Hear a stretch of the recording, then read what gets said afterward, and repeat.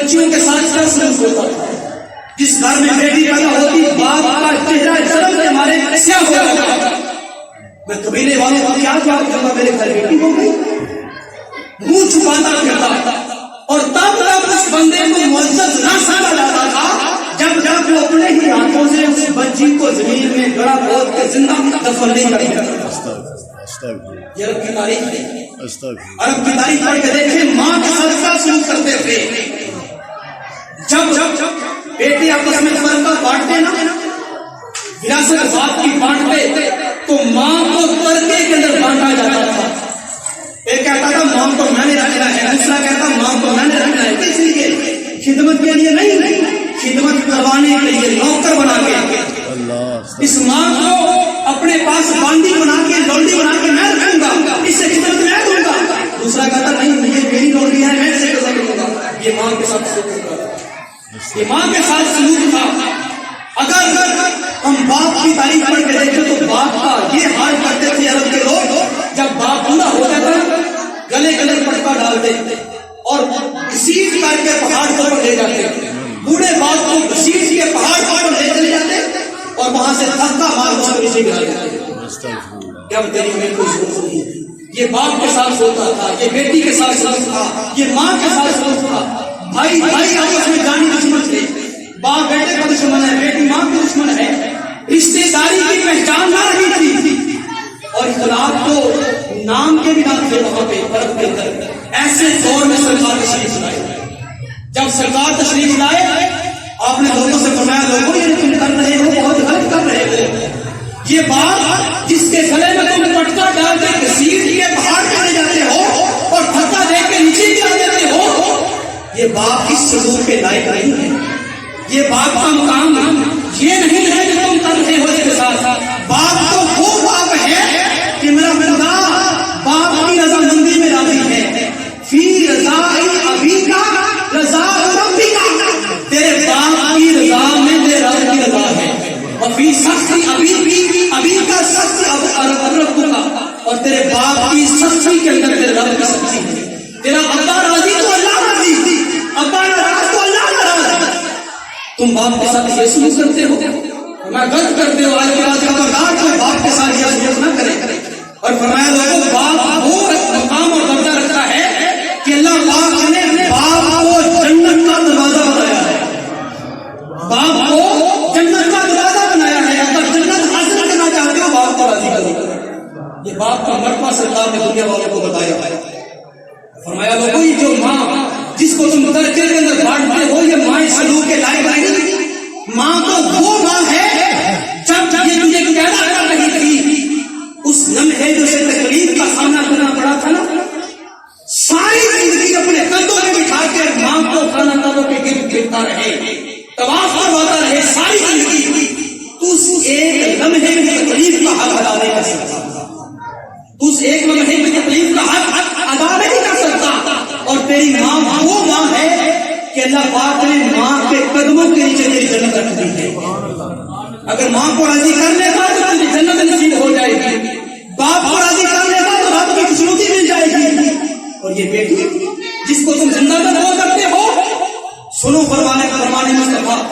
صحابہ کا مجمع لگا, سرکار نے فرمایا میرے صحابہ جو میرا امتی 3 بیٹیوں کی پرورش کرے, 3 بیٹیوں کی پرورش کرے, اچھی تربیت دے, تعلیم دے اور پھر کسی اچھی جگہ پر ان کا نکاح کر دے, وہ میرے ساتھ جنت میں یوں ہو گئے جیسے میری 2 گڑیاں. سبحان اللہ. 3 بیٹیوں کی پرورش کر کے ان کو اگلے گھر پہنچا دے, ان کا نکاح کر دے, میرے جنت میں اس کا یوں کام ہوگا جیسے میری 2 گڑیاں. کسی نے پوچھا یا رسول اللہ اگر کسی کی 2 ہو, فرمایا جو 2 بیٹیوں کو پالے بڑا کرے تعلیم دے اور ان کو نکاح کر دے ان کا, فرمایا وہ بھی جنت میں میرا ہمسایہ ہوگا. کسی نے کہا یا رسول اللہ اگر کسی کی 1 بیٹی ہو, اگر کسی کی 1 بیٹی ہے تو فرمایا جس کی 1 بیٹی ہے وہ اسی کی تربیت کرے اور اس کا اچھی جگہ پہ نکاح کر دے, وہ بھی جنت میں میرا ہمسایہ ہوگا, وہ بھی جنت میں میرا ہمسایہ ہوگا. اور فرمایا بیٹی وہ بیٹی ہے اس کو میں وہ مقام دے رہا ہوں. فرمایا بیٹا جب پیدا ہوتا ہے نا تو وہ ایک رحمت لے کر آتا ہے, ایک رحمت لے کر آتا ہے, اور جب بیٹی پیدا ہوتی ہے تو وہ 7 رحمتیں لے کر آتے ہیں.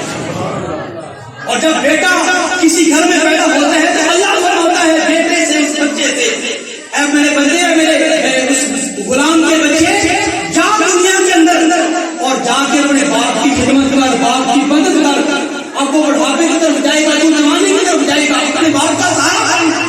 یہ باپ یہ رب اس بچے سے کماتا ہے. لیکن جب بچی پیدا ہوتی ہے کسی گھر میں تو اللہ باپ اس بچی سے کماتا ہے. اے بچی جا, تیرے صدقے میں تیرے باپ کی مدد خود کروں گا. سبحان اللہ. تیرے صدقے میں تیرے باپ کی مدد خود کروں گا. یہ بچی جس کو تم زندہ درگور کرتے ہو یہ تو رحمتیں ہی رحمتیں ہیں. تم یہ سلوک کر رہے ہو بچوں کے ساتھ. لوگوں نے آنکھیں کھولی اور سبق حاصل کیا کہ باپ کو سلوک کے لائق نہ تھا تو ہم نے کیا, ماں کو سلوک کے لائق نہ تھی تو ہم نے کی, بیٹی کو اس تکلیف کے لائق نہ تھی تو ہمیں اسے دی. بیٹیوں کو ان کے حقوق ملے, ماں کو اس کا حق ملا, باپ کو باپ کا حق ملا, بھائی کو بھائی کا حق ملا. اگر غلام اور آقا کے اندر سرکار نے فرق مٹا دیے اور ہر ایک کو اس کو پورا پورا حق دیا. اب میں پوچھتا ہوں, آپ کو سبق کی بات دے رہا ہوں, اب میں پوچھتا ہوں اس زمانے کے غلام سے, اے غلام بتا کیا میلاد منانا جائز ہے کہ ناجائز ہے؟ اے بیٹی بتا کیا میلاد مصطفیٰ کی محفل سجانا جائز ہے کہ ناجائز ہے؟ اے اماں جان بتا کیا میلاد مصطفیٰ کرنا جائز ہے کہ ناجائز ہے؟ ابا جان تو بھی بول کے بتا کہ میلاد کرنا ٹھیک ہے کہ غلط ہے؟ اگر تو کسی میں ذرا سی لیاقت ہے نا اور ذرا سی کسی کے اندر غیرت ہے اور احسان مند ہے تو آج کوئی غلام بول کے کہے گا ہاں ہاں یہ میلاد تم تو ایک دن مناتے ہو, میں تو کہتا ہوں پورا سال مناتے ہو. کیوں کہ سرکار کے آنے سے پہلے تو مجھے جانتا ہی کوئی نہیں تھا. مجھے تو وہاں بٹھایا جاتا تھا جہاں سے بڑوں کے جوتے ہوتے تھے. مجھے سرکار نے جوتوں سے اٹھا کر دیوارے کعبہ چھت کے اوپر بٹھا دیا. میں شکرانے کا حق ادا نہ کروں اور اسی صورت میں ہے کہ میں ہر روز سرکار کا خلاف منایا کروں.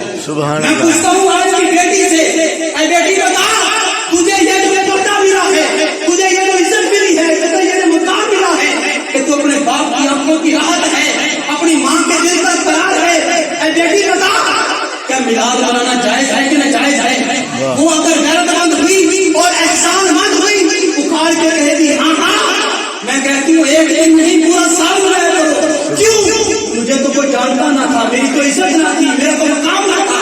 جس نبی نے آ کے مجھے میرا مقام دیا ہے میں اس کے کرانے کیوں نہ دوں, میں اس کا میلاد کیوں نہ مناؤں. میں ماں سے پوچھتا ہوں, میں باپ سے پوچھتا ہوں, اے ماں بتا, اے ابا بتا کیا میلاد منانا جائز ہے کہ ناجائز ہے؟ اگر احسان مند ہوئے تو کہیں گے میرا تو مقام یہ تھا, میرے بیٹے میرے گلے میں رسم ڈالا کرتے تھے, مجھے در کے میں تقسیم سمجھا کرتے تھے. محمد مصطفیٰ آئے, ماں کو ماں کا حق ملا, باپ کو باپ کا حق ملا. اگر احسان مند ہوئے تو کہیں گے 12 تو نہیں بلکہ پورا سال ملایا. سبحان اللہ. جس کے آنے کے صدقے ہمیں ہمارے مقام ملے ہیں, ہمیں عزت ملی ہے, ہمیں یہ دنیا داری اور دنیا داری کا ہماری پہچان ہوئی ہے. جس نبی نے آ کے پہچان دی ہے اس نبی کا ہم شکر ادا کرتے کرتے ساری زندگی بھی گزار دینا ہوتا ہے. میں نے بڑا احساس کر دیا کہ اس محبوب کے آنے پر دل خوشیاں مناؤ, جشن مناؤ, خوش ہو جاؤ کہ وہ محبوب ہونا آ گیا, اور احسان منو میرا کہ میں نے اپنا چہیتا محبوب کو دیا.